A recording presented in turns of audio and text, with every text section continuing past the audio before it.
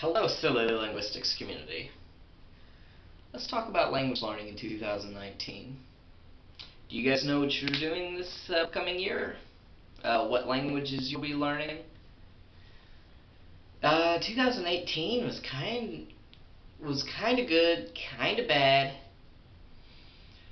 I did not meet all of my goals that I was hoping that I would meet. Who really does meet all their goals? At the beginning of 2018, I started learning French. I learned for about 3 months.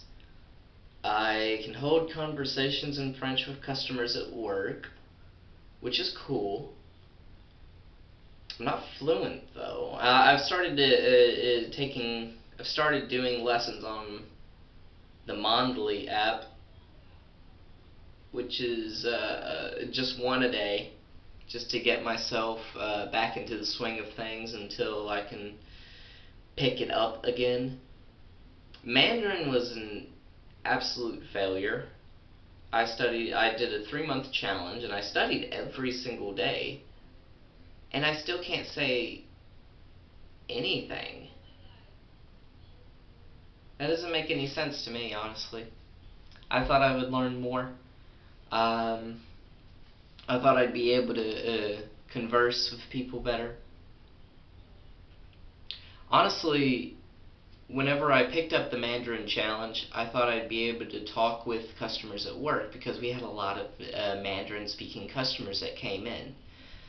Customers who said that they speak Mandarin, because I always ask about where people are from and stuff because I'm always interested in that kind of thing. And then as soon as I started the challenge, they stopped showing up. It was very frustrating because I figured I would have that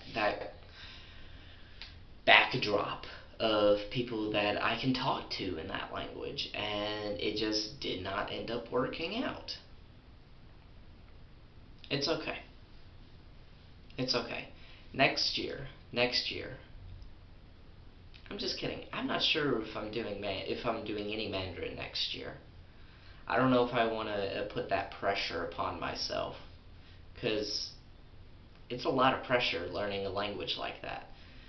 There is no alphabet to Mandarin. It's mostly pictograms. It's all symbols. It's a foreign pronunciation system. It's nothing like English, so there's no cognates for you to really learn except for very, very off-the-wall stuff. It's not like, Spanish, where there are a million cognates with it. It's got a handful of cognates that you can learn. Vitamin. I think that's how it was. But vitamin was a cognate in Mandarin, which was cool because I work in a pharmacy. But not really a lot else was applicable to my job. Though, I must admit, it was a lot of fun to try to learn. A lot of fun. I studied German for about 2 weeks, and I've gotten back I do about 10 minutes of German every day, just to get myself back into the swing of things with German. It's a lot of fun. I absolutely love German. It has a great grammar. It has just such a fun grammar system, fun vocabulary. You can tell, it's Germanic, but it still has its French influences and other influences of other languages in the area. It's just a lot of fun. I stopped trying to learn languages after I studied Turkish for about 2 weeks. I got really burnt out on trying to learn languages, and I had this great idea for an animated TV show script. For an animated TV show, I wrote the script to the pilot. I kept working at it. It became really funny. And then my animators that were going to animate with me, they end up just not really having the time to do something like this, because it takes time to do something like that. So it ended up not working out. It's okay, because I have it on the back burner, of course. I always have something on the back burner. I picked up the sociolinguistics job. I know very little about linguistics. I'm more interested in the languages aspect of it, learning languages and being a polyglot and things like that. Um, I am learning some about linguistics. I didn't not have any books published this past year. Um, because I really just did not have the energy to go through the publishing process with a new book. Our new magazine, Nebula Tales, just came out. Link in the description. And we've already hit like 15 orders, which was a lot more than I was ever expecting because of how indie magazines work. It's just so difficult to get sales sometimes. But we are doing so much better than I expected, and anybody who's purchased a copy, thank you so much. It is great. You guys are fantastic. You guys are fueling the beast, so to speak. And every bit of profit goes back directly to the writers. I'm not even the editor of the magazine. I've hired somebody else to do that for me. So then I don't try to profit from it in any way more than necessary. 20% goes to the editor, and then it's just a split between all the writers, which is fantastic because I feel like the writers should be supported the most in the project. It's not my project anymore. It's the group's project. This little team of writers that we have writing and working. It's not just mine, it's theirs too. And every purchase that you make supports them too. It's hard to make a living as a writer. I've tried. But thankfully, we will all get the support we need from the purchases of this book. I started studying languages again a little bit before the beginning of December. I started taking lessons every day in French again, just a couple, one or two maybe at most, because I really did not want to put all my energy towards that. Though if I could probably start becoming fluent in it, you know. But I needed to do something that would work out. A bigger challenge than myself, a challenge that everybody in my little community could do, which is why I Russian to Russian, where we're all Russian to learn the Russian language, and as much as we can in 3 months. That's the challenge. We were supposed to vlog every single day in it. I failed.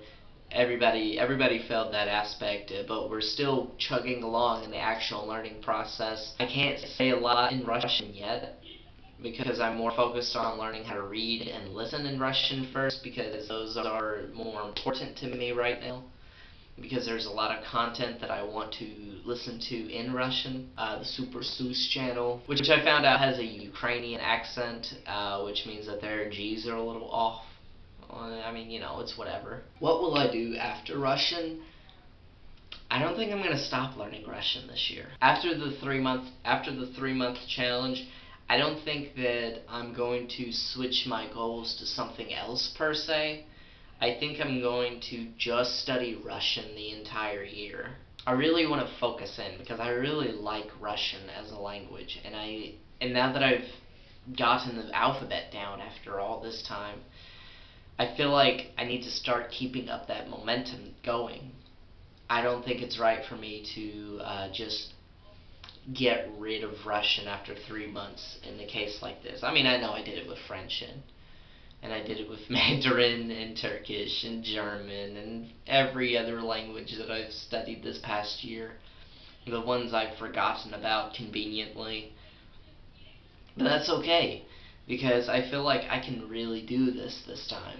I feel like I can really reach some level of fluency in this language. I just need to keep studying at it and working at it. I am doing lessons every single day in Portuguese, French, German, so then I can keep building on what I already know in those languages.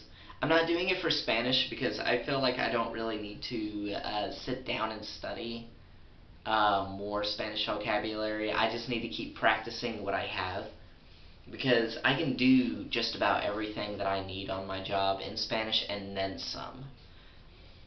I can even do stuff in the pharmacy now just in Spanish, helping customers with insurance and fixing their problems and telling them about problems and solutions that we could possibly use. It's pretty fantastic. I absolutely love using Spanish on the job. It feels so great. It feels so great right here in my heart. In my heart. Feels good. I can do a lot in French too, just not in the pharmacy. Just not in the pharmacy. I hope that I can do stuff in Russian in the pharmacy, because we have about 3 or 4 customers that come in on a regular basis and that speak Russian. I talked to a Russian lady. I think she's actually from the Ukraine, but she speaks Russian. I talked to her yesterday, and she was like, "You can come to my place of business downtown, and I will help you if you wish." And I was like, hell yeah. Let's get some vodka too. Lots and lots of vodka, people. Lots and lots of vodka. Anyway, those are my 2019 language goals. I'm just going to study Russian and then keep at it with my other languages that I have started to learn. I might put in a lesson of Mandarin every single day into my schedule, but I'm not sure if I'm going to do that or not, because I still don't have a lot of the free time that I'm looking for in life. But other goals that I have, of course, is to expand this YouTube channel. I've started uploading videos every single day again of interesting content. I'm hitting more views now than I've ever before, more watches, more hours put in. Honestly, it's just so great being a YouTuber, being a content creator, doing the stuff that I love every single day, talking about the languages that I love. Put in the comments of each video things that you want to learn more about, and I can make a video about it. I'll make a video every single day about the stuff that you want to listen to, you want to hear about. I try to be funny. I'm not very funny yet. It takes time being funny. A lot of goals. I'm an ambitious person. We're doing monthly issues of Nebula Tales. Silly Linguistics magazine is bigger than ever. The Patreon is bigger than ever. We have so many people supporting us and behind us. I feel like we're becoming a juggernaut, and we just keep on growing. And it's you guys that are fueling that. Not just us, it's you guys. You guys are the ones who are liking our stuff, subscribing, sharing, commenting, tweeting, Instagramming. So thank you so much for watching this video. Make sure to like the video, subscribe to the channel if you haven't already subscribed to the channel, and comment below what you want to see from us in the upcoming year, and we will put it on the list of things to do. Have a great day.